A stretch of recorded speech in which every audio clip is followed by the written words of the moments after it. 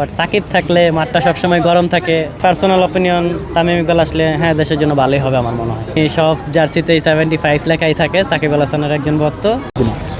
হ্যাঁ, যেহেতু সিরিজের প্রথম ম্যাচ, আমরা আশা করি বাংলাদেশ আজকে ভালো ম্যাচ উপহার দেবে এবং সিরিজে 1-0 এগিয়ে যাবে। অবশ্যই সাইফ হাসান দেখেছি লাস্ট কিছুদিন নিজেদের মধ্যে যে খেলাগুলো হয়েছিল খুবই ভালো খেলেছে। আশা করি তার নলুক শটগুলো আজকে দর্শকের মন কেড়ে নেবে।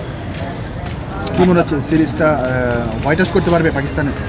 না, তেমনটা মনে হচ্ছে না। সিরিজটা আসলে এতটা ইজি হবে না, যেহেতু এশিয়ান কন্ডিশনে খেলা। পাকিস্তান এশিয়ান কন্ডিশনে অনেকগুলো ম্যাচ আগেও খেলেছে এবং বাংলাদেশের কন্ডিশন তাদের খুবই পরিচিত। সো আশা করি সিরিজটা 2-1 যে কোনো দল জিতে নেবে এবং আমরা চেষ্টা করবো বাংলাদেশই যেন জিতে। আপনার ক্যাপে দেখছি 75 লেখা, আপনি কি সাকিব আল হাসান? হ্যাঁ, আমি সব জার্সিতেই 75 লেখাই থাকে সাকিব আল হাসানের একজন ভক্ত এবং এটা আমাদের ইউনাইটেড গ্রুপের একটা ক্যাপ, আমাদের টুর্নামেন্টের অ্যামাচার কর্পোরেট লিগের। সো আমি আজকে সাকিবকে তো আর রিপ্রেজেন্ট করতে পারবো না, এই ক্যাপের মাধ্যমে সাকিবকে শুভকামনা রইল। কিন্তু আসলে তখন একটা নিস্তবতা থাকে, ওই রকম একটা চেয়ার আপ দর্শকদের মধ্যে থাকে না। বাট সাকিব থাকলে মাঠটা সবসময় গরম থাকে, মাঠের বাইরে এবং মাঠের ভিতর আম্পায়াররা সবসময় একটা টেনশন ফিল করে। সো আশা করি সাকিব সামনেই শীঘ্রই ফিরবে এবং দেশের জন্য ভালো কিছু বয়ে আনবে। আমরা চাই ক্রিকেট একটা সুস্থ ধারা বজায় থাকুক, যেটা বাংলাদেশ ক্রিকেটকে এগিয়ে নিয়ে যাবে।